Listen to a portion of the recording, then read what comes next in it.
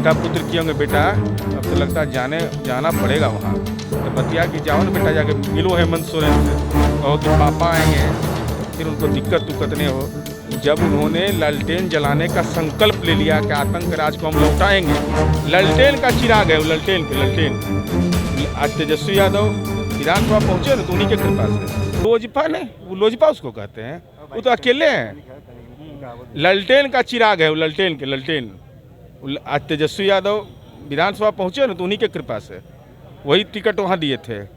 तो माननीय विनोद सिंह जी हमारे पार्टी के स्थापना काल से थे, वो आ गए पार्टी में, ये तो अच्छी बात है ना, स्वागत है। इसलिए वो पार्टी नहीं कहिए लोजपा, एक व्यक्ति हैं जिनकी विरासत ही है राजनीति की पूंजी, विरासत नहीं सॉरी, कि बेचारे बिहार भर में बड़ा दम लगाए, लेकिन अपने लोकसभा में नीचे से फर्स्ट किए 6 विधानसभा में। जिसके हाथ रखा माथे पर चिराग ने हाथ, वो जमुई लोकसभा के विभिन्न विधानसभा सीट में नीचे से फर्स्ट, सब ऊपर से फर्स्ट सेकंड थर्ड फोर्थ उम्मीदवार होता है, लेकिन उनका उम्मीदवार नीचे से फर्स्ट कर रहा था। तो वहाँ रहने का क्या औचित्य है?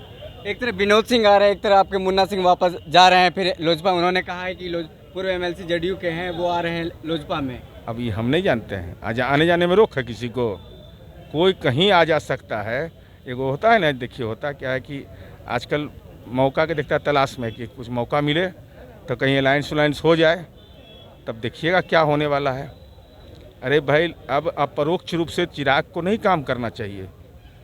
जब उन्होंने लालटेन जलाने का संकल्प ले लिया कि आतंक राज को हम लौटाएंगे ही, मैंने आपको बताया कि हमसे तो नाराज़गी थी, तो बात समझ में आई, लेकिन भारतीय जनता पार्टी के सीटों पर उम्मीदवार कैसे दे दिया?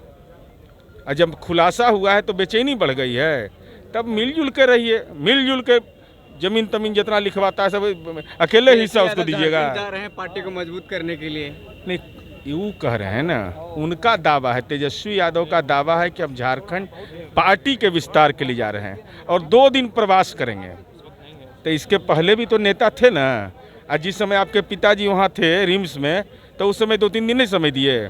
खैर, समय देना नहीं देना उनका मामला है, उस समय भी देना चाहिए था। जब पिताजी आज दिल्ली में है तो ये रांची में रहेंगे 2 दिन, तो उस समय कहा नहीं, रांची में जब थे उस समय 2 दिन रहते। लेकिन हमको ऐसा लगता है कि देखिए, लालू परिवार का इतिहास रहा है कि झारखंड से बहुत गहरा ताल्लुकात है। आप लोग को स्मरण होगा कि उन्होंने कहा था झारखंड मेरी लाश पर बनेगा। उसका कारण समझिए, यथार्थ यह था अंदरूनी कि जैसे महादेव का पूजा करने के लिए हम लोग जाते हैं देवघर, लेकिन ये देवघर कोषागार के निकासी में, अवैध निकासी में, जेल में, मैंने महादेव के यहाँ भी माल कमाने के चक्कर में लग गए, तो कैदी नंबर 3351 के रूप में परिणत हो गए। चाईबासा, अब सुनते को डोरंडा में भी मामला है, अखबार में पढ़ा है।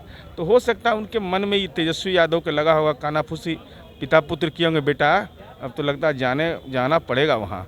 तो बतिया कि जाओ ना बेटा, जाके मिलो हेमंत सोरेन से, कहो कि पापा आएंगे तो फिर उनको दिक्कत नहीं हो, जरा इस सब व्यवस्था को ठीक ठाक रखिएगा।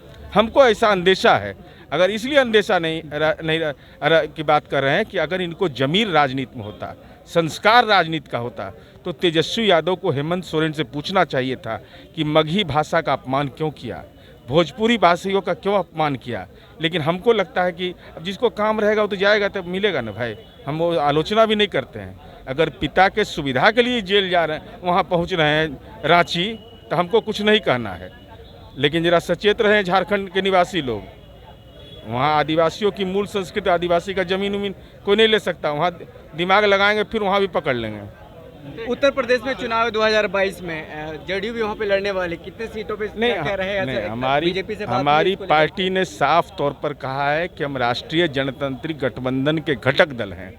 हम घटक दल से वार्ता होगी, वार्ता होने के बाद अगर नहीं नतीजे निकलेंगे तो पार्टी स्वतंत्र रूप से लड़ने का भी विचार कर सकती है। बहुत बहुत धन्यवाद। हमारे साथ बात करने के लिए जेडीयू के एमएलसी और मुख्य प्रवक्ता नीरज कुमार सिंह मौजूद थे हमारे। तो उन्होंने तमाम सवालों का जवाब दिया और कहा कि जिस तरह से लगातार राजनीति की बात करें तो, और खासकर तेजस्वी यादव को लेकर के उन्होंने हमला किया है, और उत्तर प्रदेश में जो चुनाव लड़ना है एनडीए में घटक दल हैं और अभी बीजेपी से बात करेंगे। अगर बात नहीं बनती है तो हम अकेले भी चुनाव लड़ने के लिए तैयार हैं। अब देखते हैं द इंडिया टॉप। मैं हूँ आपके साथ विशाल यादव। धन्यवाद।